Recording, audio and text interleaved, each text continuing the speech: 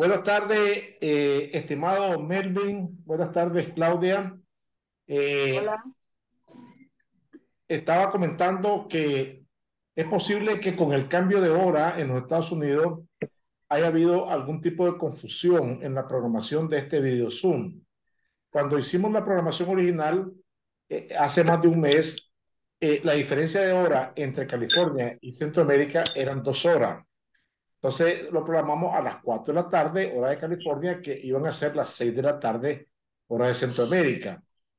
Entonces, el 12 de marzo, algo que no pudimos anticipar, pues se nos pasó, se dio el cambio de hora en California, reduciéndose la diferencia horaria con Centroamérica a solamente 1 hora. Entonces, es posible que eso nos haya causado alguna dificultad. Sin embargo, el tema es la educación y el tema es la educación específicamente en Costa Rica.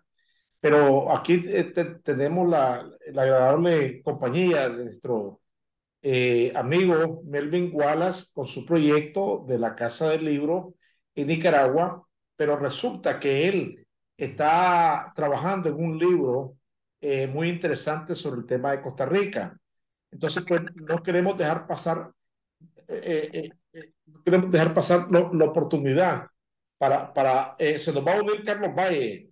Entonces no queremos dejar pasar la oportunidad para abordarlo, pues, ¿verdad? Entonces, Dale. sí, un momentito. Buenas tardes, Ernesto. Buenas tardes, Ernesto. Buenas tardes, Raúl. ¿Cómo estás? Bien, bien, ahorita llegando de la calle, corriendo. Sí. Eh, eh, bueno, ya vamos haciendo el grupo. Melvin, mira qué Diga. agradable. Ernesto Benavides es un increíble amigo y este liano. Él tiene una teoría y la ha proclamado públicamente. Él ha dicho, porque es muy acucioso de la historia, que él dice que hay dos que a él no le caen bien, dice los leoneses y los puertorriqueños, ¿verdad? Y Qué entonces, memoria, qué memoria la tuya. entonces le explicaba que debido a los leoneses y a los granadinos han sido todas las guerras en Nicaragua, que la gente buena es la que está en el norte. Y resulta que yo le creo. Ya. Buenas Bueno, tardes, pues, buenas tardes. hola, buenas tardes. Entonces está Ernesto Melvin está desde Honduras. Buenas Melvin tardes a está. todos. Buenas tardes, Carlos. Carlos, Dale. lo presento. Ernesto Benavides es un catracho nicaragüense o nicaragüense catracho, ¿verdad? Ajá. Y él, entiendo, ha sacado lo mejor de ambos lados, no lo peor, Sí, pues. Él es sí. bueno por nicaragüense y también es bueno por hondureño. Ajá. Eh, Melvin Wallace es nuestro nicaragüense escocés, Melvin. Sí, sí, mi abuelo era escocés. Escocés. Sí. Ustedes Eh, vieron esa Mira, película Corazón Valiente, Bret Hart con Mel Gibson. De ahí, correcto. ahí nos viene, buenas de tardes. ahí nos viene, que William Wallace, ese es el ta ta ta ta ta ta ta ta ta ta ta ta ta y al abuelo. Correcto. Claudia, mi esposa, es de ancestros también chinos, entonces es chinita nicaragüense. Que te vean, Claudia, para que vean que no estoy mintiendo, que te vean No, los si yo la conocí, ojos. aquí estuvo en Caselingo, Hola, llegó un buenas ratito. tardes. ¿Cómo está Melvin? Hola, Hola, don gusto de Carlos verte. Valle. Hola, Ernesto. Mucho Oh, gusto. oh. ¿Cómo está Honduras? Ah, caliente, caliente. Y Miami, don Carlos, ¿cómo está? Caliente también. No tengo que Carlos, tener. activa tu audio. Pero qué, Estás mudo, Carlos, activa el audio. qué memoria la de Valdivia, la de Raúl Valdivia. ¿Y acordás de ese detalle que yo dije una vez? Hace 40 años. Desde que nos conocemos, yo creo. Acordate aquella poeta de León de que yo le dije, yo no quiero con leoneses nada, ni con puertorriqueños, por oro sin cesar, para que no me vaya a entremezclar con esa gente. Los que han entrado a mi familia la han dañado. Carlos, tu audio, estás mudo, Claudio. Carlos, estás mudo. Carlos, activa tu audio. Sí, hombre, ya, lo que pasa es que estaba conectado en otro lado. Pero Entonces, ¿qué? entonces, Sí, hombre, Miami está caluriento ahorita. claro. Hay Entonces, bastante Carlos, calor. Ernesto, Melvin Wallace tiene un proyecto muy grande de lo que se llama la Casa del Libro, que era antes una librería y ahora se está transformando en una biblioteca de acceso al público. Y están comenzando con 12,000 libros. Va a ser acceso público porque ese ha sido pues el sueño de Carlos y de sus amigos por mucho tiempo, presentarle al público el acceso a la cultura, ¿ya? Y bajo el principio y la creencia de que la cultura cura. Resulta, Carlos, que Melvin está escribiendo un libro sobre Costa Rica y me gustaría que le demos la oportunidad de que nos explique pues, en qué consiste el libro. Adelante, Melvin. Gracias, gracias. Buenas tardes a todos. Bueno, mira, hace 75 años, en este año, en el 2023, ahora en abril, se cumplen esos 75 años de que un grupo de nicaragüenses, en lo que de forma equivocada se ha conocido como Legión del Caribe, pero que realmente era la columna Rafael Herrera, hizo posible que Figueres tomara el poder en Costa Rica.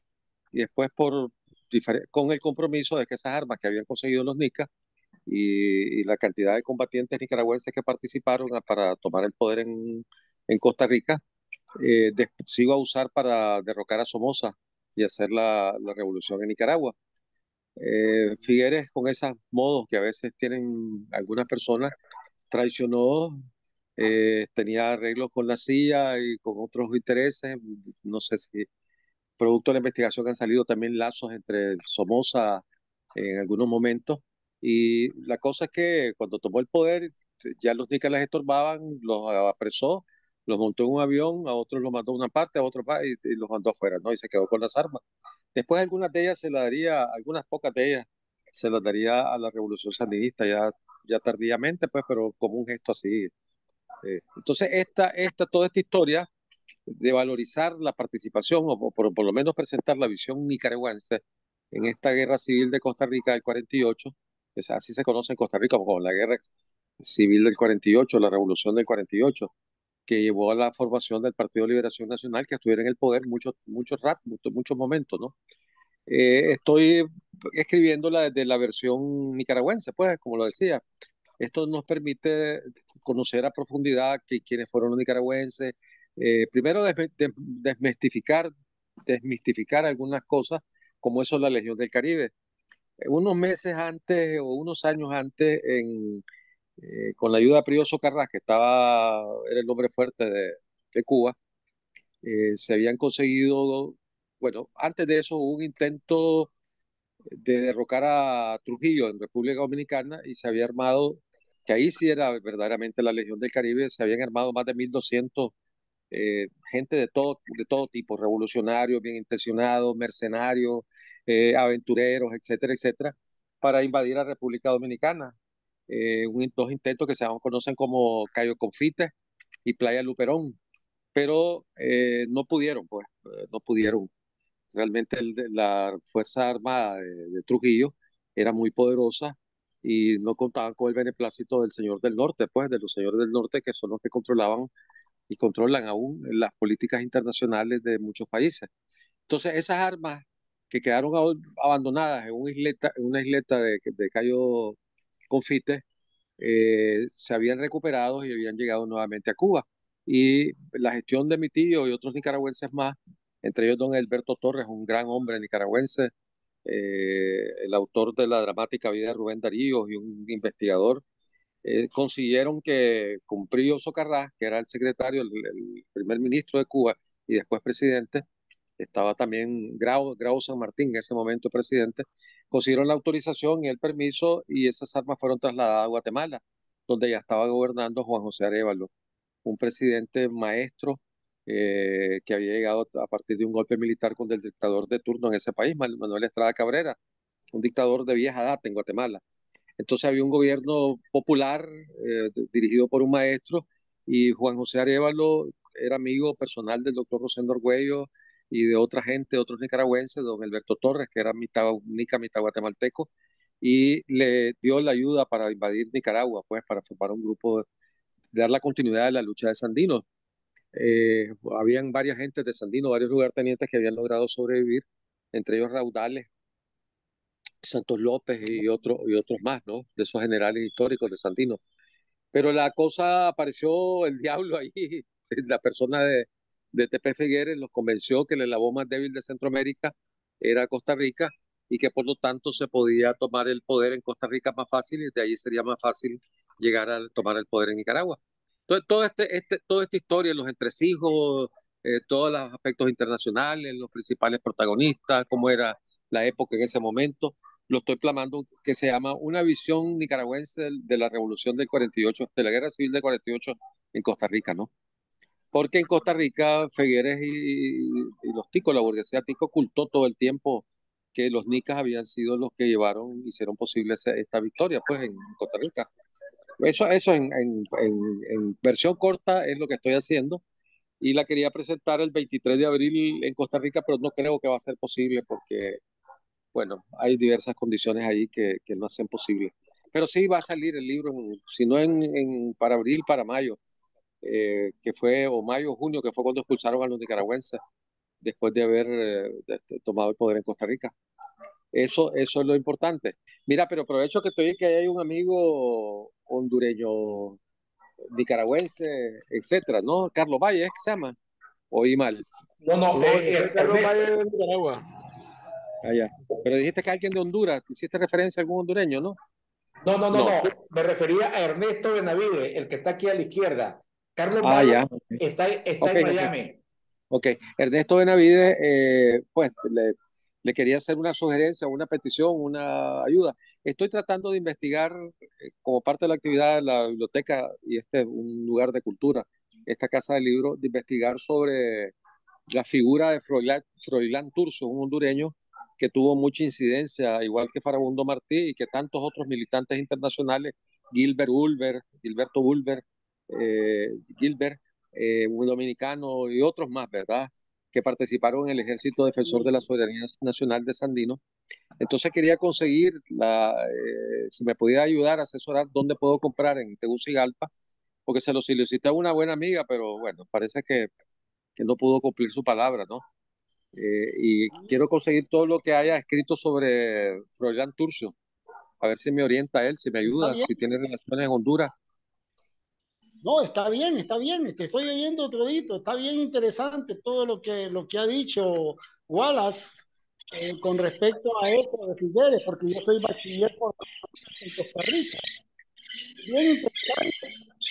Ya lo voy a empezar a investigar yo lo de Froilán Turcios. Por favor. Sí. No, y yo cuando doy la palabra la cumplo. Si yo le digo que le voy a ayudar. Eso, mero. Así son los catrachos de verdad. Los Dutch. Sí. Oye, a propósito, Sí. ¿conocemos a alguien cuál es el origen de la palabra catracho? Vos sabés que en Centroamérica de antaño, cada país tenía una denominación. A nosotros nos decían pinoleros, eso es obvio, porque comíamos mucho pinol, ¿no? Éramos muy aficionados al pinol, por eso nos llamaban pinoleros, ¿no?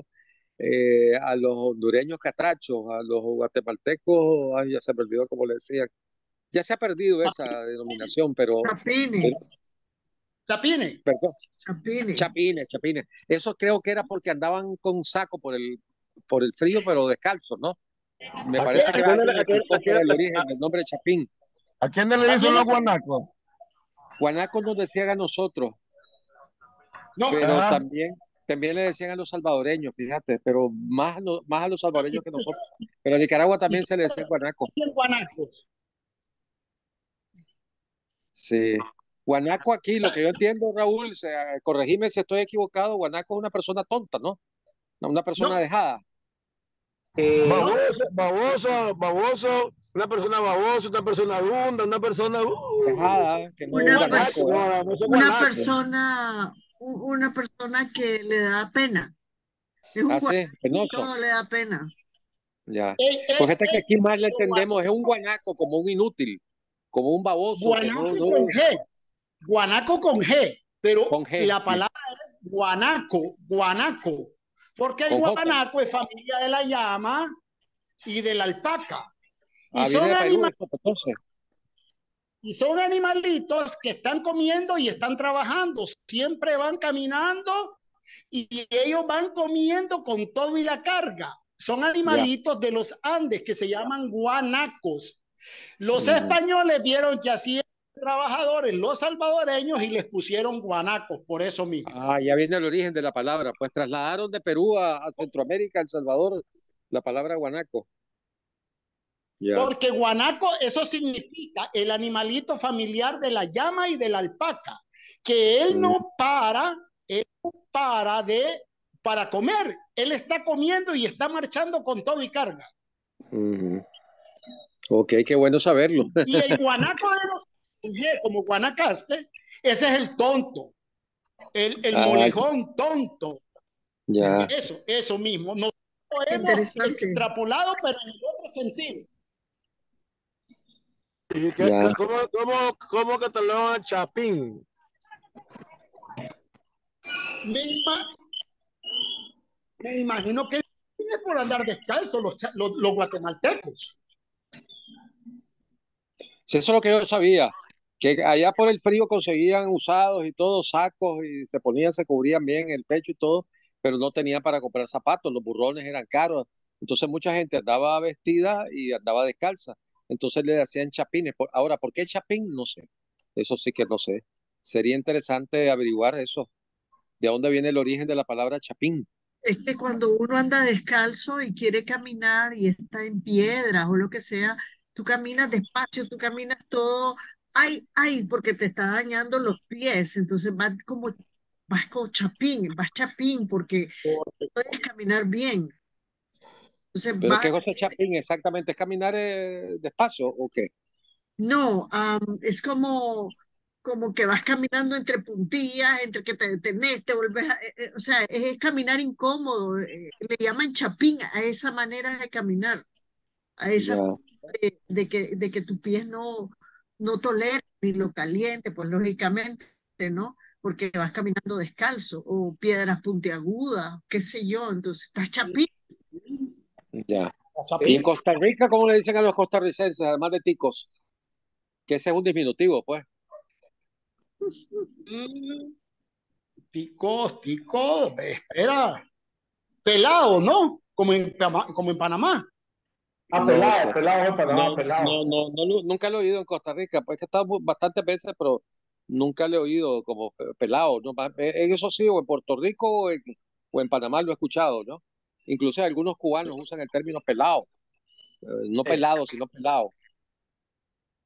bueno, yo dos Pero, cosas, a mí me han pasado dos cosas. Una fue con un salvadoreño que ya yo, después de platicar un ratito, yo le dije, mira, le digo, ya hemos hablado mal de los otros, ya hemos hablado mal de los hondureños, ya hemos hablado mal de los guatemaltecos, le digo, ahora contame, le digo, y cuando ustedes están entre ustedes, ¿qué dicen ustedes, nosotros los nicaragüenses? ¿Sabes qué? Me dice que son creídos. Fue algo tan bonito escucharlo de un salvadoreño. ya, fachentos, dicen, son muchos Es, fachentos los ticos. es que sí, que somos creídos, pues, ¿verdad? Pero bueno, Eh, algo diferente pasó con un esteliano, con un Managua terremoteado, llegaba a Estelí en el 72. Entonces, yo le pregunté a él también, ¿verdad? Que qué decía de nosotros los estelianos en otros lugares de Nicaragua. Entonces me dijo, bueno, en unos lugares dice que son macheteros, en otros que son pistoleros o indios y todo. Entonces, él mismo se encargó de decir, pero es que, ¿sabes qué? Me dice, es envidia, me dice, como a ellos no les queda bonito el sombrero. por eso es que te lo pones vos. Interesante, disculpen, en Wikipedia sale que chapín es un calzado de uso femenino, de origen, Ah, ya, pero que muy usado, fue muy usado, algo así, como una chancla en Guatemala, ya, pero sí muy incómodo para caminar. ya, ya. Claro. Qué bien. Ya, Claudia ahí estaba metiéndose a Wikipedia y preguntarle a Mr. Google cómo es la cosa. Es la forma de defenderse ahora. Sí, Sí, todo lo sabe el mentiroso. sí. Pues mire, Yo- le estamos haciendo un poquito de espera al invitado. Ha estado teniendo ahí un atraso de parte de su universidad, pues, pero vamos a hacer unos minutitos más a ver si es posible, ¿verdad? no hay Y problema, estamos aprendiendo aquí de qué es cosa chapín, qué cosa es guanaco con la G y con la J. Yo no lo ¿Del sabía, esa catracho? diferencia. ¿Del eh, catracho? Catracho, es catracho un ¿De es dónde ejemplo. viene? eso cuando vino la guerra, vinieron los de ejército centroamericano a ayudarnos a liberarnos de William Walker. Había un personaje hondureño que era muy famoso, que era valiente y tenía Satrush. Y como no lo podían Catracho. pronunciar, decían Catrush, entonces de ahí vino la palabra catracho. Pues eso es una versión que no estoy segura. Se lo oía a un historiador, pero vos sabes que como se dijo eso de 1856, ya han transcurrido casi 150 años, más de 150 años, es difícil poder, pero por ahí creo que viene, ¿no? El general Satrush, pero sean Catracho, Catracho, y por ahí se fue convirtiendo en Catracho. ¿Qué dice el Hay, o- amigo hondureño? hay otros que dicen que viene de Catridge. Catridge, un general que era apellido como el de la Ponderosa. Ajá, Catridge. ajá. Catridge. Saca de la Sí, Que, sí, poderosa. sí, los conozco. Sí. esa es otra, ¿cómo es que se llama? Otra versión. Etimología que dan al de Catracho, pero el de Satruche es el más conocido. Sí. Pero también deriva, dice el otro historiador, de Catridge. Mm, es posible. Pero yo le veo más lógica porque aquí nació él. Yo encontré un periódico, 1872, ya pasado la guerra civil de Nicaragua, que alguien, uno de esos granadinos famosos, Guzmán, que escribía un diario y que hacía continuamente que se refiere a los catrachos, y creo que hace alguna Sí, explicación de esta que yo estoy haciendo. Tal vez lo vi leído, no estoy seguro de que venía del término ese del general hondureño, que era de Catruche. origen de otro país, era medio francés, medio belga. Sí, sí, sí, es cierto. De, yo he leído bien esa situación y sí, yo concuerdo con lo que está diciendo Wallace. Hoy por la mañana tuve la grata llamada de un esteliano de nombre Jairo Gámez. Él es historiador en Estelí y pues se comunicó conmigo a través de otro esteliano. Son un grupo de estelianos muy acuciosos en el tema de la recuperación histórica y me delegó una tarea muy bonita. Me explicó, bueno, hoy Estelí está cumpliendo 152 años de haber sido ascendido al nivel de municipio. Y me Ujú. preguntó que qué tan largo estaba de la Universidad de Berkeley. Ahorita como el encargo que te está haciendo Melvin a Ernesto, pues, de averiguar sobre Florian Turcio. Bueno, a mí me delegó que fuera a la Universidad de Berkeley a buscar un archivo de un norteamericano que donó una colección de documentos relativos a la historia de este líder del siglo XIX. Entonces, prácticamente ahorita en el mundo hay un sentido de búsqueda de la identidad, o sea, de los orígenes, del hacer, digamos, profundizar en las raíces de cada quien. Por ejemplo, en el caso de Ernesto, Ernesto ha compartido historias muy bonitas de su familia, de cómo familias de él llegaron de Honduras a Nicaragua en el área de la ebanistería y cómo fueron estableciendo raíces en Estelí, Melvin también, pues todo el mundo. En el caso de Claudia, Claudia, ¿qué es lo que era el hijo de William Walker de ustedes? ¿Cuál es la relación familiar? Él era, eh, a ver, eh, tatarabuelo, bisabuelo, bisabuelo. Después, antes del bisabuelo, eh, era William Walker nuestro. Sí. Sí, hace poco me enviaron una foto del hijo pues, yo creo que debe ser cierto, porque es muy parecido a él, de una foto del único hijo que tuvo William Walker aquí en Nicaragua, ¿no? Así Y dónde es del vivía. lado de la Concha. Si te interesa, te lo envío. Ahí hay un artículo, no sé si lo conservé, pero sí puedo preguntar a quién lo envió, ¿no? que es Claro, Antonio Bonilla. claro. Sí, está la foto y está dónde nació y qué año murió, qué es lo que hizo. Sí, de Eh, apellido Castro, que a ver, no el sé. segundo, él se ha firmado Walker todavía, Él se firmaba Walker, sí, y el sí. segundo apellido no me acuerdo cuál era, sí, se haber sido Castro, sí. Algo así. Claudio, lo voy a ver si lo conservo en el celular, si lo pasé a un archivo que voy haciendo, o si lo borré, pues lo consigo nuevamente y te lo envío. Ok, gracias. Sí, él, familiar de por parte de mi madre. Ya, sí. Bueno, Luego, entonces cuando Claudia me comentó eso, yo le dije, ¿y de qué te sorprende? Aquí tenías que terminar, le digo, en los Estados Unidos, y si venís relacionada con el que quemó Granada, ¿de qué te Mm, sorprende entonces? sí, sí. En Desquite, los granadinos. Sí. Va a cumplir 500 años, la primera ciudad del mundo descubierta por los españoles que todavía se conserva, la más vieja, la más antigua que todavía se conserva en su lugar de origen, que no ha sufrido cambio, porque León fue cambiada 2 veces, etcétera, y muchas ciudades bueno, México se fundaron mucho después, fue después la conquista de México, que el descubrimiento y la conquista de Nicaragua, ¿no? Todas las Wallace, ciudades mexicanas, Wallace, igual en Wallace, Sudamérica. ¿Ah? Wallace, ¿te recuerdas cuando un general presidente de El Salvador arrasó León y lo dejó Ah, en León y violaron a las mujeres y todo? Y empezaron a llegar términos como Penefi, Tuani y se quedaron en Nicaragua. sí, Tuani, sí, pero ese es gringo, ¿no? Viene No, de la no, palabra, no, no. Tuani es de la influencia de ese arrasamiento que hizo ese general presidente de El Salvador que arrolló a León, lo dejó en cenizas a León. Y de ahí llegan varios términos todavía que sobreviven como Penefi, Tuani, que era la jerga militar de esos salvadoreños que llegaron a arrasar a León.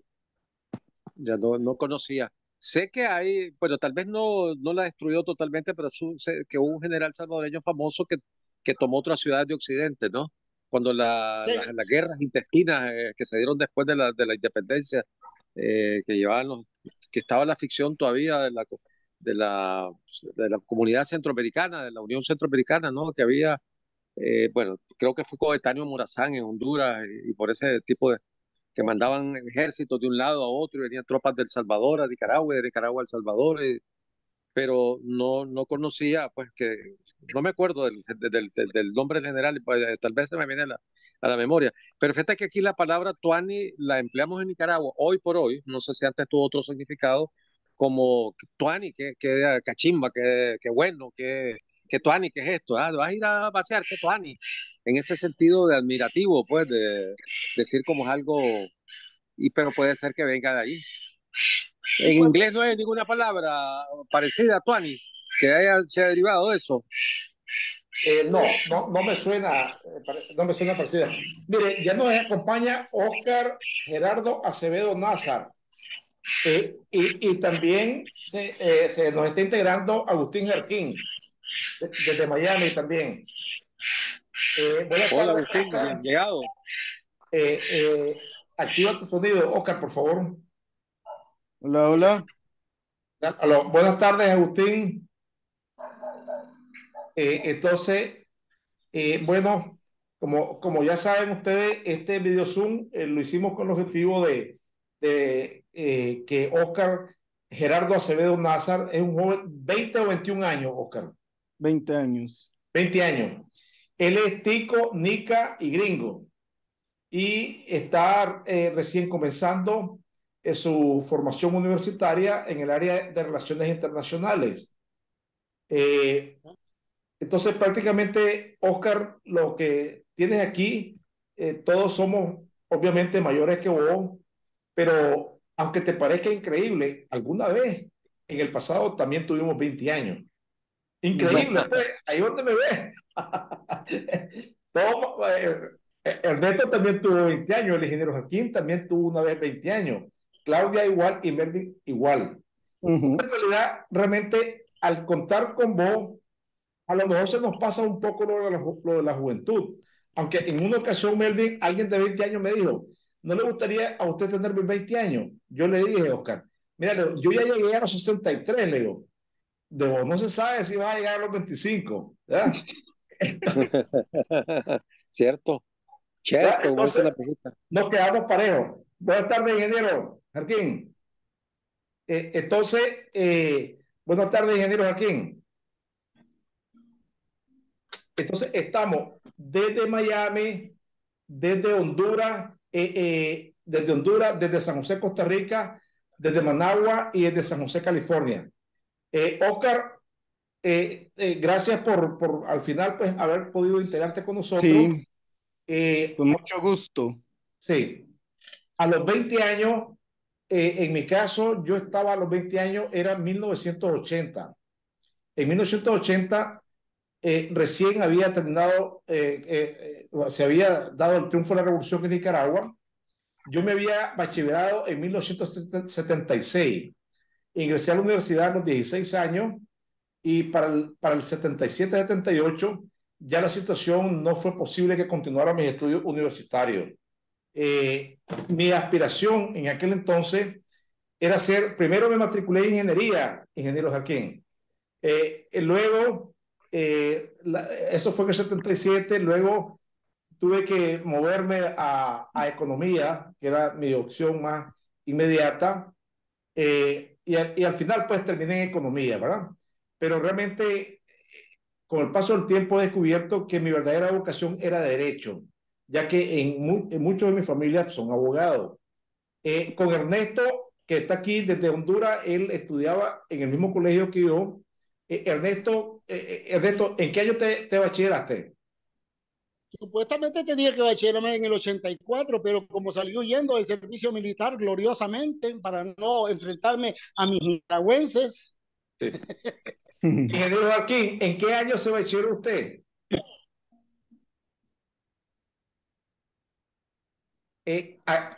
No se le escucha, no se le escucha.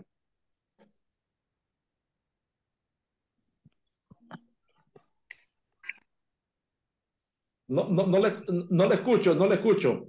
Melvin, ¿en qué año te bachilleraste? Yo me bachiller en 66. 66. 65, que 66 fue la promoción, sí. En el En 76, 66. ok. Claudia, 66. 66, claro. Sí. Claudia, ¿en qué año te bachilleraste? En el 82. Oscar, entonces, por las fechas de graduación del bachillerato, puedes concluir, ¿verdad? Que estamos aquí bachilleres jóvenes, unos más jóvenes que otros, ¿verdad?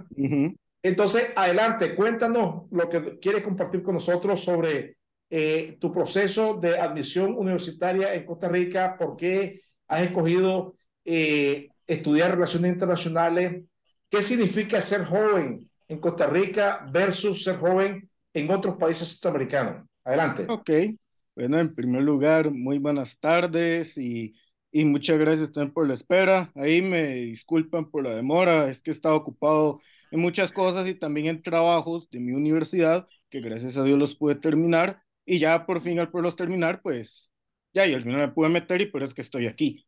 Bueno, para contarles por qué yo decidí estudiar relaciones internacionales, aquí va mi historia.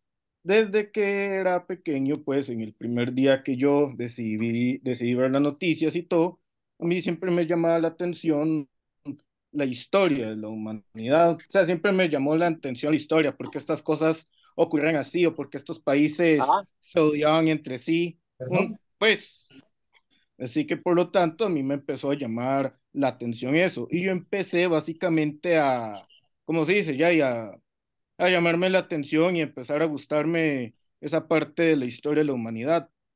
Así que de ahí yo empecé a investigar y investigar y investigar. Y se puede decir que que mi materia favorita siempre fue estudios sociales. Número uno, estudios sociales. Número dos, cívica, que es la historia pues de tu país, pues. Así que esa es la razón por qué es que yo decidí estudiar relaciones internacionales. También lo decidí hacer porque yo sí siento que al mundo le falta justicia en el mundo, porque a pesar que ya estamos en un nuevo siglo, se puede decir, lamentablemente de ahí todavía actualmente siguen pasando cosas malas, pues no hay justicia en todas las regiones y yo me vi a mí mismo como un futuro, obviamente no justiciero a lo que se toman las leyes en sus manos, sino un justiciero que de verdad pone la justicia, que de verdad hace justicia y condena a todas las personas que han hecho una cosa mala y que de verdad la ley se cumpla. Así que esa es la razón porque es que yo decidí estudiar relaciones internacionales, aunque en un inicio yo quería ser policía. Después yo quise ser abogado, después yo quise ser criminólogo, porque a mí también hubo un tiempo que me llamó la atención la historia de la delincuencia. O sea, por qué es que la delincuencia nació, por qué nació, cómo nació y todo eso. Y por lo tanto, de ahí eso fue. Hubo un tiempo que no sabía qué estudiar, pero al final decidí estudiar relaciones internacionales por esa razón. Decidí más que todo estudiar en la ULACIT, porque en la ULACIT, la universidad, bueno, en la materia la dan en inglés. Y yo quise básicamente estudiar ahí porque por la recomendación de la universidad y porque la universidad ya y la dan en inglés y yo quería pues mejorar más mi inglés. Más que todo ya y porque es un idioma que yo sé y porque también como yo soy estadounidense de nacimiento, pero yo nací allá, yo decidí ya por voluntad propia decir yo quiero mejorar mi inglés, no solo porque soy estadounidense o gringo, sino porque también ya hay para mejorar más ese idioma. Así que esas son las razones porque es que yo decidí estudiar ahí en la ULACIT. Puede Eh, decir que, Oscar, tú naciste en Miami, pero por razón de uno de tus padres tienes nacionalidad costarricense y por razón de otro de tus padres tienes nacionalidad nicaragüense. ajá, yo Eh, nací un po- 4, yo nací un podías, 4, podías haber estudiado en los Estados Unidos, en Nicaragua o en Costa Rica. ¿Por qué Costa Rica? ok, yo nací un 4 de noviembre del 2002 en Miami, Florida, Estados Unidos. Mi papá es nicaragüense, él nació en Masaya, Nicaragua, se vino aquí para Costa Rica en 1986 y mi mamá nació aquí en Costa Rica. Este, bueno, la familia de mi papá y la familia de mi mamá están aquí en Costa Rica. O sea, la familia principal de mi papá, pues, viene aquí en Costa Rica y la familia de mi mamá vive aquí también en Costa Rica, pero ahí todos son ticos, todos nacieron en Costa Rica. Yo he estado viviendo en Costa Rica casi que toda mi vida, desde el 2006. Yo viví 4 años en Estados Unidos, más que todo en Puerto Rico, aunque Puerto Rico es colonia, pero igual forma es territorio de Estados Unidos, a pesar de que todavía no es un estado como tal. Pero ya viví en Estados Unidos 4 años, pero después mis papás decidieron que yo, al igual que mi hermana, ya viviéramos ya en Costa Rica porque ahí estaban pues todos mis parientes principales.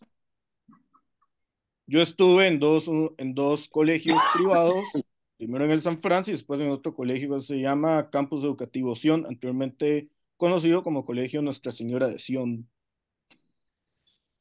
Oscar, ¿tenés amigos nicaragüenses, jóvenes nicaragüenses ahí en San José?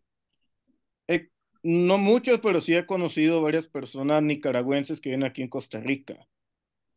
Okay. ¿Qué tan difícil es para los jóvenes migrantes nicaragüenses poder participar del sistema educativo costarricense?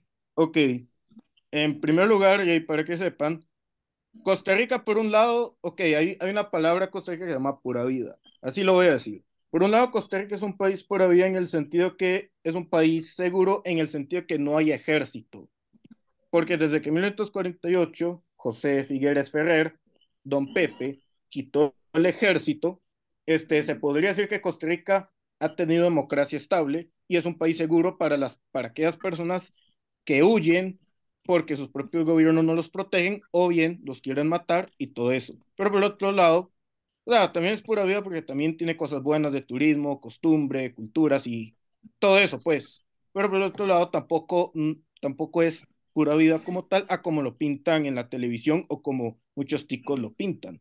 Porque Costa Rica también lamentablemente es un país xenofóbico. Estamos hablando como de los países más xenofóbicos, racistas, clasistas y discriminatorios de todo el continente de América. Y principalmente a los nicaragüenses. ¿Por qué? Porque esto ha venido una larga historia de un odio de Costa Rica y Nicaragua, más que todo por el territorio de Guanacaste, donde está Nicoya. Y básicamente esa ha sido la xenofobia, porque desde que muchos nicaragüenses han tenido que exiliarse aquí en Costa Rica por razones de su país. Y hay muchos ticos, ya y al ver que en Costa Rica hay problemas, les gusta echarle la culpa a los demás. Por eso es que muchos le echan la culpa, principalmente a los nicaragüenses, y siempre dicen que los nicaragüenses no son más que rateros, no son más que ladrones, no son más que esto, lo otro. Así que para un nicaragüense no es tan fácil ganarse la confianza de los ticos. Por ejemplo, a mi papá él sí me ha contado que él sí le ha tocado también tener que ponerse de pie y defenderse bien, porque él también ha dicho, hey, a mí me ha tocado tener que ponerme duro porque han habido muchas personas que me han discriminado por razones de xenofobia. Entonces, para muchas personas nicaragüenses, no es fácil, incluso para una escuela entrar y decir soy nicaragüense, porque muchos los discriminan, los hacen a un lado, y peor si es para, y si peor, ya y conoces un tico que recontra odia a los nicaragüenses, que con mucha más razón te va a odiar. Otra razón es porque también, no sé si ustedes se acuerdan, en el año 2014 hubo una señal falsa por ahí que decían que Nicaragua iba a quitar a Costa Rica a Guanacaste. O sea, yo sí me acuerdo de esa noticia porque hey, yo tenía 11 años y yo sí me acuerdo bien de esa noticia. Gracias a Dios no pasó un conflicto como tal entre Costa Rica y Nicaragua. Bueno, de todas formas no iba a pasar porque Costa Rica no tiene ejército. Pero a pesar de que nunca pasó, porque obviamente al final el mismo gobierno de Nicaragua sabía que si invadía Costa Rica, Honduras y Estados Unidos le venían encima, al igual que medio mundo, pues, pero ya, yendo ya al grano, a pesar de que eso nunca pasó, la xenofobia que hubo los nicaragüenses, porque muchos chicos dijeron, estos nicaragüenses son soldados, son esto, lo otro, y así mismo nos contaron. ¿Cuántas veces no agredieron a un nicaragüense en la calle que le decían, sapo, lárguese de vuelta a su país porque usted es un espía del gobierno nicaragüense? O sea, y eso es cierto, ¿a cuántos nicaragüenses no mataron también por odio? Porque yo he visto aquí en Costa Rica noticias así, de que lamentablemente a un nicaragüense lo mataron y lo tiraron a la calle como si no valiera nada. O sea, ¿cuántos casos no han habido así? Obviamente no solo en Costa Rica, sino en muchos otros países más donde discriminan a inmigrantes, no solo nicaragüenses, sino también otros inmigrantes, por xenofobia, o sea, por odio. Gracias, Oscar. Bueno, dejamos abierto para cualquiera de los otros que quieran comentar con Oscar lo que tengan a bien. Adelante para cualquiera. ¿Alguna pregunta o duda? Con mucho gusto le respondo.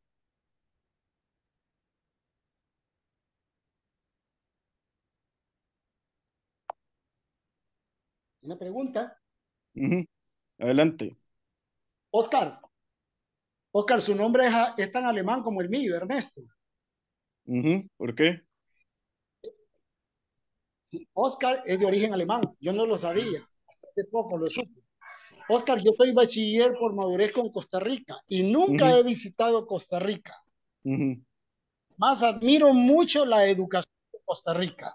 Entre tanto, los otros países de Centroamérica pasan peleando puntos por turismo, por otras cosas. A mí me llama mucho la atención la venta de ozón, país de Costa Rica. El racismo es tan racista el país de Costa Rica como el país de Honduras. El problema de que el racismo se siente con los ticos porque los ticos tienen mucha ascendencia española directa. Entre tanto, en Honduras no es. Entonces, nosotros a veces no es que exageremos, sino que se siente más en Costa Rica ese racismo. Por ser descendientes de españoles. Ahora bien, yo me quedo con la boca abierta cuando se explica, cuando Chan en Costa Rica está estudiando los motores, ¿cómo es que se llama? De plasma. Y nosotros todavía estamos luchando por ver cuántos presos más metemos, cuántos opositores más metemos, cuánto más narcotráfico aquí en el Triángulo del Norte, cuántos puntos hacemos. Es cierto que los flagelos sociales de Costa Rica son bien difíciles de entender, ¿verdad? Por el narcotráfico, pero también es cierto la parte muy buena académica que tienen los ticos. Tienes razón. ¿Verdad? Yo soy bachiller con Costa Rica. Cuando me becaron para Alemania en el 89, dijeron los sandinistas, no, que no vaya con título de bachiller de Costa Rica, que vaya con el título que nosotros le damos en el 84, Ernesto. Y me dieron el título del INSS. No serán complejos esos. Complejos estúpidos que han mandado a nuestros pueblos a que se distancien temerariamente. ¿Verdad? Yo lo felicito a usted, jovencito, porque usted verdaderamente está haciendo algo. Muchas veces yo quise saber cómo era la admisión de los estudiantes aquí en Honduras, pero siempre me encontraba con el trabón que el extranjero tenía que pagar un montón de dinero aquí en la Universidad Nacional Autónoma de Honduras. Yo no tenía ese dinero, pero ¿sabe qué sí tenía? Conocimiento, y empecé a regar mi conocimiento a todos los aplazados. Y empecé a hacer que los aplazados en matemáticas pasaran, si habían pasado 3 semestres sin pasar la materia, yo los hacía pasar. 4 semestres también. Salvé a señoritas también. Esa es la diferencia que yo he marcado a los países donde yo he llegado. Me he quedado aquí en Honduras porque de aquí es mi abuelo materno, de Yuscarán, Honduras. Hay un famoso aguardiente que se llama Yuscarán acá. Me he quedado acá porque mi abuelo le dio muchas honras a Nicaragua con la ebanistería de todo el norte de Nicaragua, y de ahí derivan todos los cárcamos que hay en el norte de Nicaragua. A veces el racismo, como el que yo viví en Alemania y del cual ni me quiero acordar, a veces el racismo se olvida cuando uno se entra a conocer a uno mismo. Tanto paso tan entretenido conociéndome yo mismo que me olvido del racismo. Pero ¿qué pasa con los compatriotas? Andan buscando la salsa para ir a bailar, el merengue, la cumbia, y cuando lo voltean a ver mal, no saben ni quién es Hesíodo, ni quién es Patroclo, ni quién es Agamenón el Atrida. Se los comen verdaderamente, y ahí es donde resienten más el racismo. Como el racismo que le quiso hacer, ¿cómo es que se llama? El de Salamanca, el rector de Salamanca, Unamuno, a Darío. ¿Y qué hizo Darío? Darío le contestó con la mejor pluma que se le puede contestar a un engreído intelectual. De tal manera que Unamuno se arrepintió de haber denigrado a Rubén Darío. Es todo, Oscar. Esto me tengo que ir lamentablemente porque tengo compromisos con mis catering de taqueadas mexicanas. Ya me acaban de llamar hace más de 10 minutos. Me tengo que ir. Yo voy a terminar de ver el video que va a publicar Raúl y me gustaría saber más o menos su observación a lo que yo le dije. Gracias, Oscar. Gracias, Ernesto, perdón. Oscar, antes de darte de nuevo la palabra, ¿alguien más que quiera agregar algo? Ingeniero Jarquín, Melvin, Claudia. Ingeniero, no hay sonido, no lo escuchamos. Nos vemos, Raúl. Disculpa que no tenga... Muchas gracias, Ernesto. Ahí te lo paso después en diferido. Vaya. Gracias. ¿Se me escucha ahora? Sí. ¿Se me escucha? Sí, ahora sí. Okay. Una pregunta para Oscar, si acaso maneja esa estadística. Me imagino yo que como en todos los países donde funciona el capitalismo sobre todo en fase de subdesarrollo, los ingresos a las universidades privadas no tienen ningún problema. Tenés para pagar la cantidad y entras, tal vez te hacen algún simulacro de examen de admisión, pero entras por razones económicas. La Universidad de Costa Rica, la Universidad Estatal y las universidades, además de la Universidad de Costa Rica, la otra, también las dos estatales que hay, la agraria y la técnica, es bastante difícil ingresar. ¿Cuántos estudiantes ticos o aspirantes logran ingresar a las carreras que quieren? Me imagino que serán las más difíciles, las que son más complejas, como medicina o similar, ¿no? Y más fácil las que son como abogacía, pues que con un pizarrón podés impartir una clase. ¿Qué pensás de eso, Oscar? Bueno, en un inicio de entrar a la ULACID, yo iba a entrar a la UCR para Relaciones Internacionales. Obviamente mi nota era muy alta, 600, y yo lamentablemente pegué la mitad.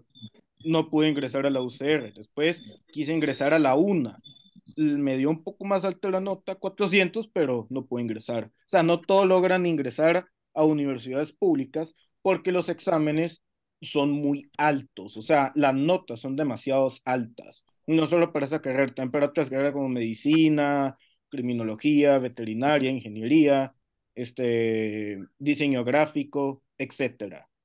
Ingeniería informática, de ahí también farmacéutico o farmacia.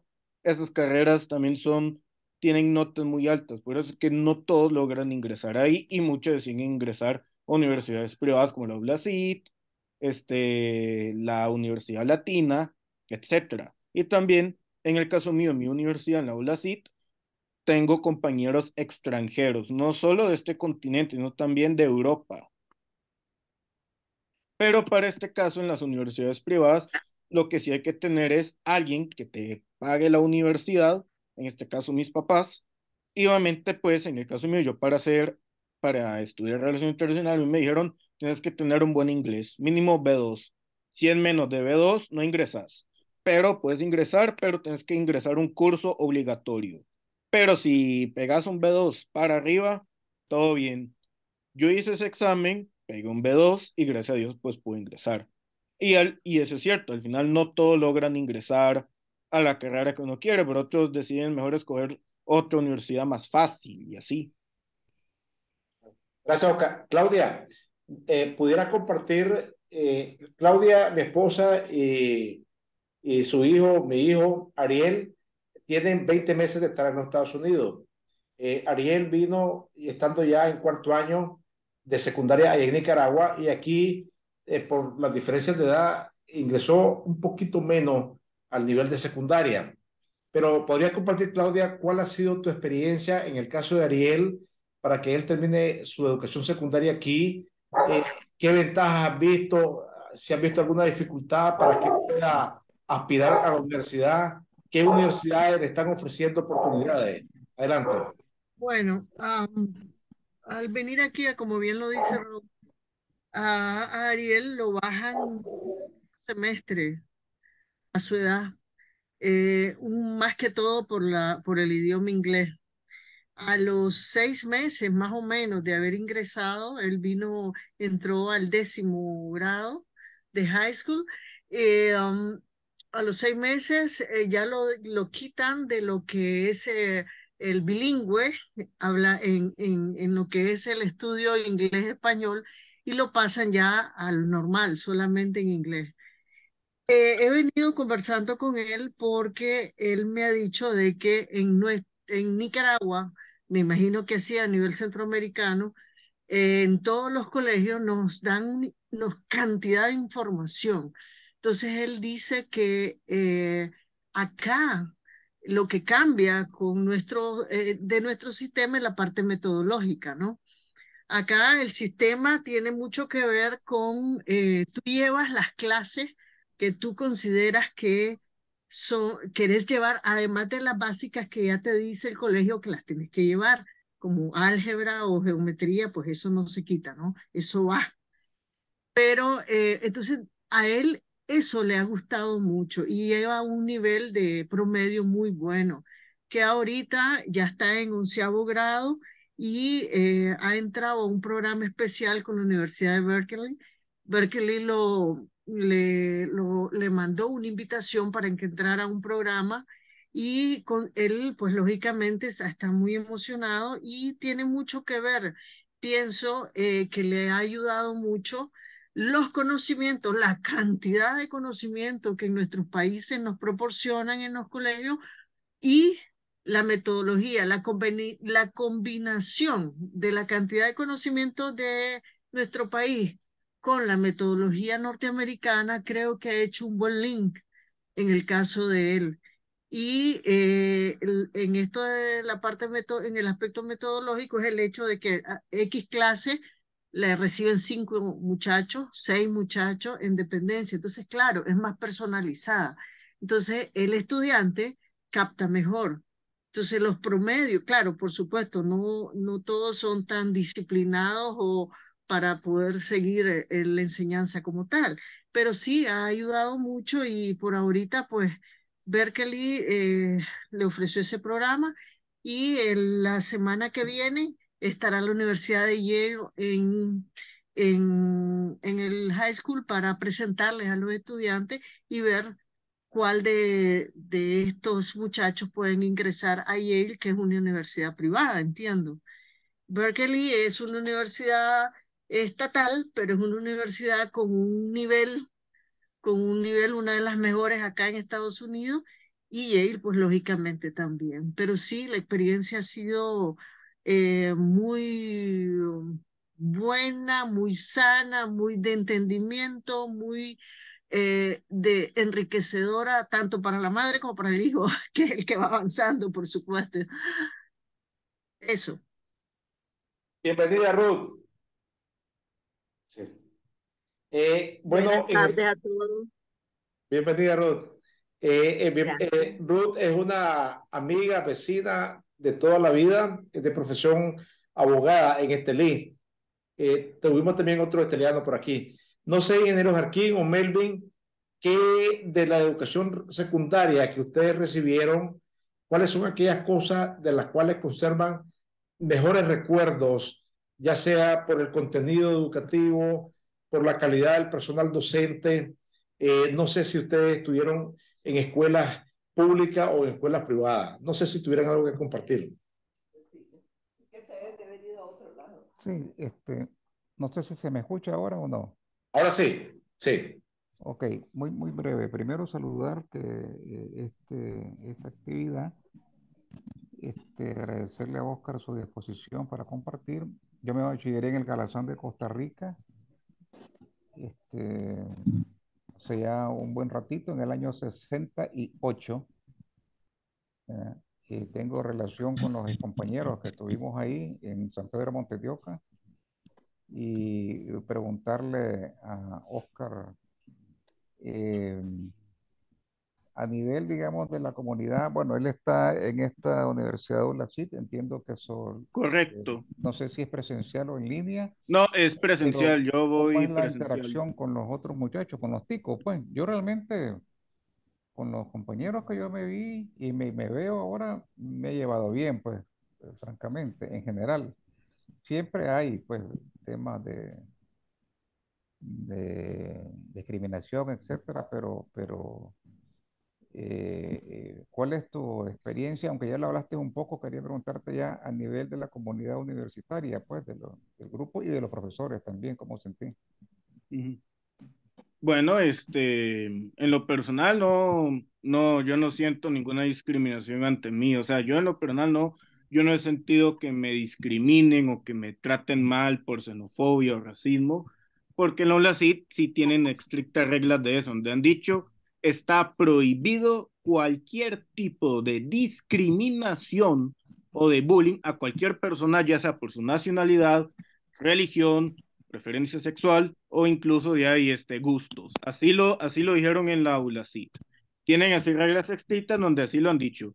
Si el estudiante discrimina o rechaza a alguien por razones de xenofobia, machismo, homofobia, racismo, clasismo, sexismo, lo que sea, se le llama la atención muy fuerte y si sigue en lo mismo, se le puede llegar a expulsar definitivamente. Si escrito es, pues, mi universidad, la ULACIT. Como por ejemplo, ahí los baños en general, no todos, pero hay algunos baños que es solo hombres, otros que son solo mujeres. Pero en la ULACIT tienen algunos baños, no todos, donde pueden ingresar hombres y mujeres. Y así lo han dicho. En estos baños puede ingresar un hombre y una mujer y aquí no va a haber discriminación. El que discrimine simplemente expulsado. Por lo tanto, en la aula sí yo también siento que hay una gran educación en las personas, porque eso es lo importante para combatir la discriminación, el racismo y el clasismo y todas esas cosas malas. La educación. Y yo sí he sentido que los profesores tienen una excelente educación para tratar bien a la persona y de ahí también tratar bien a los estudiantes, al igual que con los estudiantes con los estudiantes de la aula, sí, al igual que con mis compañeros, yo siento que ellos también sí tienen una muy buena educación para tratar bien a los demás, sin importar las cosas que yo había mencionado anteriormente. Por lo que en el caso mío, sí, yo también ya y trato bien a los demás. Porque hay un dicho que dice, respete para que te respeten. Si gusta que te respeten, respeto a los demás. Llamada la señora. Claro. Bueno, mire, como se nos ha recomendado mantener la duración de estos video Zoom en 1 hora para que sea práctico, pues a la hora de transmitirlo en diferido, que pueda mantener la atención. Lógicamente, este tema, el de la educación, es un tema bastante amplio. Es difícil agotarlo en un periodo de tiempo tan breve, pero no sé si no hubiese alguien que quisiera aportar algo distinto. Melvin, ¿estudiaste en escuela pública o privada? ¿Tu secundaria? Aló, ¿me escuchás? Sí, sí. Ok. Mira, no, yo estudié como era en la Managua cuando yo comencé a estudiar, que sería en 1955, a infantil, al Instituto Pedagógico de Managua, conocido como los Hermanos Cristianos, o La Salle también, ¿no? Era un colegio de varones, así se llamaba, Instituto Pedagógico de Varones. Se hacía hincapié sobre eso. En esa época ni se le ocurría a los curas ni a las monjas tener educaciones mixtas, ¿no? Lo cual con el tiempo se fue cambiando. Yo me bachilleré y todavía seguía siendo exclusivo de varones. Un colegio religioso clasista, ¿verdad? Donde los hermanos cristianos habían de todo, excelentes profesores, excelentes seres humanos, pero se veía el clasismo, ¿no? De tal es así que nos dividieron en A y en B. Y en A ponían a los Somozas, a las familias así muy reconocidas de la plutocracia, etcétera, y los del B íbamos los que éramos gente más sencilla, más humilde, de familia de clase media, media o media baja. Eso es una realidad, ¿no? La otra era, perdón, lo otro es el fenómeno que yo considero que era, pues, si era colegio religioso y que te enseñaran religión era correcto, pero había también mucha obligación de carga religiosa innecesaria, ¿no? Te obligaban a ir a misa constantemente, a hacer diversos actos. Eh, no lo critico, pues, pero no me hubiera gustado tanto en exceso, sino dar más libertad religiosa, poder tener otra creencia y que te la respetara. Si la tenías o expresabas alguna actitud que no era eso, o alguna acción política que no iba a favor de ellos, era un colegio que todavía, a pesar de que Franco ya tenía muchos años de haber tomado el poder, era un colegio donde la mayor parte de los hermanos cristianos eran franquistas y vos no podías discutir o platicar con ellos en términos de política. Eso creo que fueron las principales restricciones. Pero después, como todo colegio, la enseñanza no la dan los institutos por el nombre que tengan ni la categoría que tengan, sino los profesores y los alumnos. Y algunos medios que pueden haber en los colegios como biblioteca. Yo tuve la dicha de tener algunos profesores que me acogieron con mucho cariño. Yo era huérfano de padre desde muy chiquito, de los 7 meses. Y muchos profesores, al darse cuenta de eso, pues pusieron más empeño, ¿no? Entonces tengo varios nombres ahí grabados en mi cabeza de gente que me ayudó mucho, me prestaba libros, me daba atención especial, me facilitaba. Y también compañeros, pues. Yo pienso que una educación es algo más que una aula de clase o que un momento de horarios, etcétera, sino que es un sistema en que el respaldo familiar y el respaldo de los profesores y el respaldo de los amigos contribuye más a saber el aprendizaje, a hacerlo más real. Gracias, Melvin. Bueno, Ruth, Claudia, ¿qué nos quisieran compartir de su escuela secundaria? Bueno, mi secundaria fue genial. Al igual que Melvin, estudié en un colegio religioso privado. Sí, eran bien fuertes a nivel de religión y me llegaban a invitar, que era invitada especial a las misas, o sea que era obligatorio para hacerlo, porque me escondía en los baños para no ir a misa. Y sí tiene razón Melvin en algo, y es que en el colegio yo estudié en el Teresiano en Managua, y había 3 aulas por cada año, es decir, un A, un B y un C. En este caso, pues no nos dividían así como dice Melvin, pues estábamos revueltos, pero sí estaban los becados, porque el Teresiano tiene el Enrique de Osón, el barrio Chip, que es el que beca a las mejores alumnas de los lugares pobres, por así decirlo, y los mandaban al colegio alteresiano becado. Entonces estaban las personas pobres, lo de la clase media y lo clase alta. Entonces eso sí se miraba la división. Aunque no nos dividían por aula, sino sí nosotras mismas nos dividíamos socialmente. Pero sí hubo mucha unión. La realidad que no fue ¿cómo se dice?, tan marcado esto. Pero sí bastante unión, bastante compañerismo. Pienso que nos enseñaron mucho las monjas en las religiosas teresianas en el compartir independientemente de la clase social. Pero pues lógicamente una que otra, como todos, ¿no? No todos somos moneditas de oro para caerle bien a todo el mundo, pues siempre habían reacciones diferentes. Pero sí, a nivel de enseñanza, el colegio es un excelente colegio, una enseñanza muy buena. Uno sale hablando inglés del colegio, independientemente que estés en bachillerato o en high school, porque el colegio tiene high school, pero cuando uno sale y sale para la universidad, pues ahí uno se pierde. Estudié en Costa Rica, estudié en Alajuela, en el INCAE en Costa Rica, estudié en el CATIE, en el Centro Agronómico Tropical de Investigación y Enseñanza. Lógicamente en esos dos lugares no se mira mucho lo que Oscar explica, porque son lugares donde hay estudiantes de todo el mundo y lógicamente el compartir ahí es nice, definitivamente ahí no hay ningún problema alguno para estudiar. No se mira la xenofobia que Oscar dice, pero es por es una diferencia, son lugares internacionales en donde no miras esta cosa, ya cuando salís a la calle ya es otro sistema, ¿no? Ya es otra historia, pero sí, ese es bueno, lo que puedo compartir a nivel de mis estudios, ¿no? Eso sí, estudié en Japón también y la diferencia entre aquellos países y los nuestros es increíble, ¿no? Porque los japoneses, los niños chiquitos, estuve los niños chiquiticos hasta la edad de unos 8 o 9 años, no estudian todas más las materias, estudian la parte meramente de cultura y educación per se. Es decir, vas a aprender a respetar y a ser ordenado y una orientación. Eso es algo distinto y lo traigo a colación por lo que estamos hablando de la educación, la diferencia de educación entre los diferentes continentes. Gracias.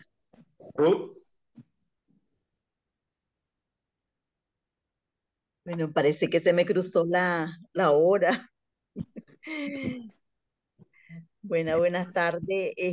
Bueno, yo estoy en Nicaragua, ¿verdad? Y yo he estudiado en Nicaragua. Mi primera formación fue de maestra y mi secundaria la tuve, digamos, en dos escuelas normales. La primera, digamos, como adolescente, estudié en la escuela normal de señoritas que le llamaban en la década de los 70 en San Marcos de Carazo y estudié hasta el tercer año porque el cuarto año ya, digamos, que yo tenía el propósito de sacar el magisterio allá en cuarto año, Somoza dijo pues que había demasiados maestros y cerró la carrera. Por tanto, pues me fui para Estelí a estudiar y terminé mi bachillerato en la escuela normal.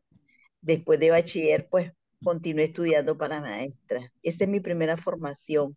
Realmente, pues yo he tenido otras experiencias educativas a nivel de la universidad, ¿verdad? He estudiado pues en la Universidad Autónoma de Nicaragua, primero pues una licenciatura en educación y luego estuve en una escuela, digo, en una universidad privada que saqué pues que saqué el derecho y una maestría que hice pues con la Universidad de Barcelona, una maestría en género.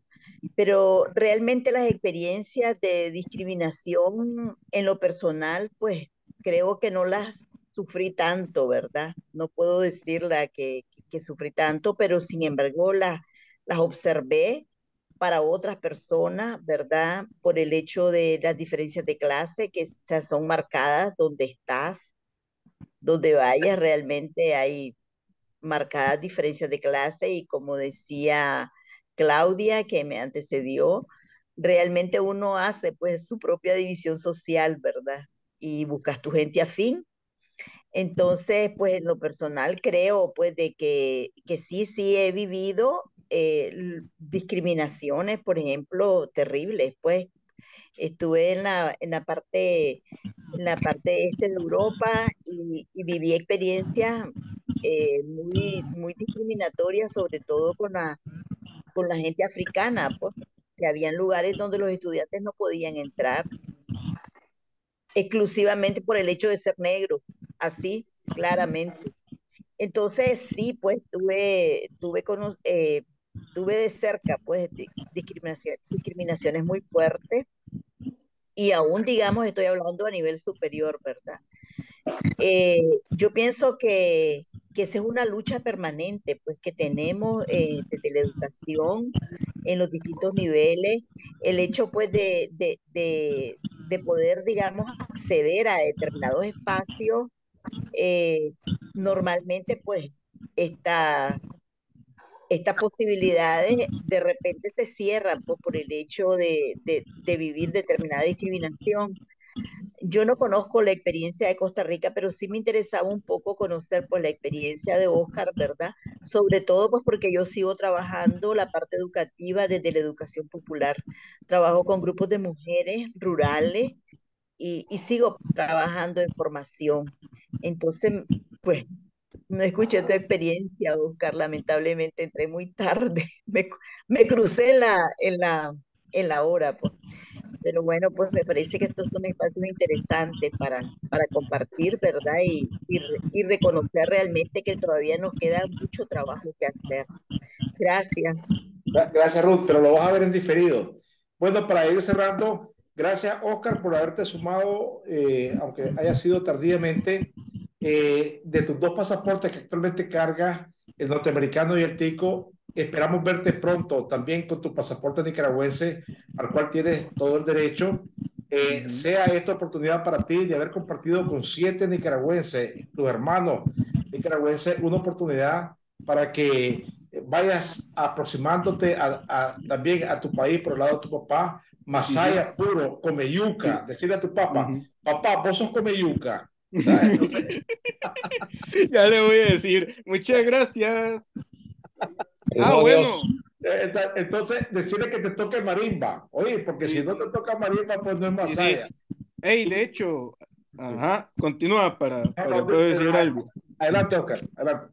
Bueno, hay algo que sí les quería también compartir de la universidad, y una cosa es que de lo que más me ha gustado de la universidad es que nosotros nos debatimos. O sea, la ULACIT es una universidad que no hacen quizzes, o sea, no hacen individuales o exámenes. No, aunque ustedes mismos no lo crean, la ULACIT no hace ni exámenes ni quizzes. A ellos les interesan mucho las tareas, los trabajos grupales, también individuales, y también les interesan mucho las exposiciones, ya sean individuales o en parejas, y también los debates. Y por lo tanto, a nosotros nos ha tocado debatir, obviamente con respeto a algún tema, el que sea, y básicamente para la otra semana nosotros nos tocará debatir un tema, como por ejemplo lo que está pasando actualmente en El Salvador. Así nos preguntan, para usted, hay que analizar porque a nosotros nos enseñan a analizar. ¿Para usted es correcto lo que está haciendo Nayib Bukele, el actual presidente de El Salvador, en la forma en que él está combatiendo la delincuencia? ¿Sí o no? Y diga por qué. Así, por un ejemplo. Entonces, básicamente, o sea, así nos toca debatir, compartir opiniones, escuchar, o incluso nos ponen, usted va a estar del lado a favor, usted del lado del contra. Tienen que aprender así, porque ahí no todos pensamos lo mismo.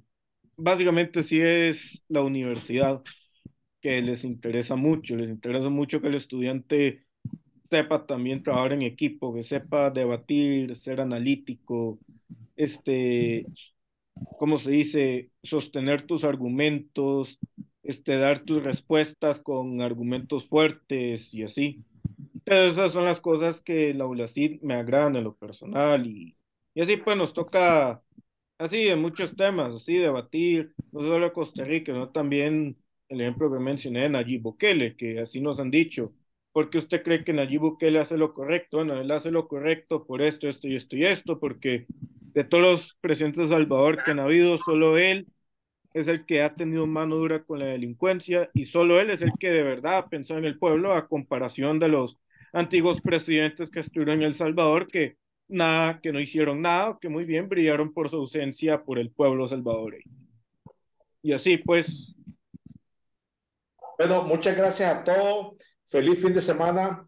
El próximo video Zoom que queremos organizar es para conmemorar la transición democrática de 1990 en Nicaragua y es precisamente sobre el protocolo de transición, Oscar, y sobre el tema que nos has comentado antes, que ustedes vienen debatiendo, la posibilidad, la viabilidad de transar acuerdos de paz sin derramamiento de sangre. Entonces, estamos todavía tratando de lograr los invitados, pero en lo particular yo tuve una experiencia muy bonita de correspondencia por email, múltiple correspondencia que la voy a poner a la disposición de todos con el ingeniero Antonio Lacayo cuando él publicó su libro la transición, sobre la transición. Y en mi caso yo titulé Mi difícil transición, porque para mí fue venir de una guerra a un periodo de paz, de un país a otro país. Entonces, de antemano ya quiero invitarlos a todos, ¿verdad? Y por supuesto, Oscar, a ti también, y que aprendamos de esas transiciones. Algunos dicen que la nuestra puede ser como la transición española, hasta que alguien pase a otro plano.